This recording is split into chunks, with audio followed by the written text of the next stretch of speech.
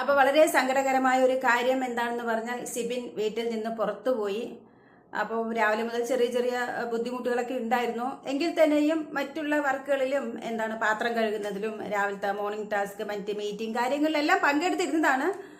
പക്ഷെ നിൽക്കാൻ പറ്റുന്നില്ല എന്നായപ്പോൾ ബിഗ് ബോസ് കൺഫെക്ഷൻ റൂമിലേക്ക് വിളിക്കുന്നു. സിബിൻ എങ്ങനെയുണ്ട്, ഭക്ഷണമൊക്കെ കഴിച്ചോ എന്ന് നോർമലായിട്ടാണ് ചോദിക്കുന്നത്. സിബിൻ പറഞ്ഞു ഭക്ഷണമൊക്കെ കഴിച്ചു, വളരെ ആത്മാർത്ഥമായിട്ട് ഞാൻ ഇവിടെ നിൽക്കാൻ ശ്രമിക്കുന്നുണ്ട്. പക്ഷെ എന്നെ കൊണ്ട് ഒട്ടും പിടിച്ചു നിൽക്കാൻ പറ്റുന്നില്ല, എന്നെ കൊണ്ട് കഴിയുന്നില്ല എന്ന് തോന്നുന്നു. എനിക്കറിയുന്നില്ല എന്തൊക്കെയാണ് സംഭവിക്കുന്നത് എന്നുള്ളത് എന്നൊക്കെ സിബിൻ പറയുന്നുണ്ട്.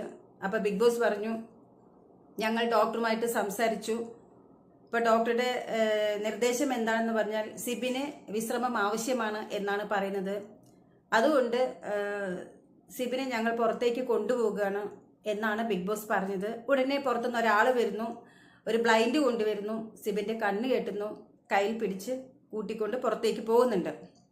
അതിനുശേഷം ബിഗ് ബോസ് ലിവിംഗ് ഏരിയയിൽ എല്ലാവരെയും വിളിച്ചിരുത്തിക്കൊണ്ട് പറയാണ് സിബിന് ചില ആരോഗ്യകരമായ പ്രശ്നങ്ങൾ ഉള്ളതുകൊണ്ട്, വിശ്രമം ആവശ്യമുള്ളതുകൊണ്ട് പുറത്തേക്ക് കൊണ്ടുപോവുകയാണ് എന്ന് എല്ലാവരെയും അറിയിക്കുന്നുമുണ്ട്. എല്ലാവർക്കും അതൊരു ഷോക്കാണ്.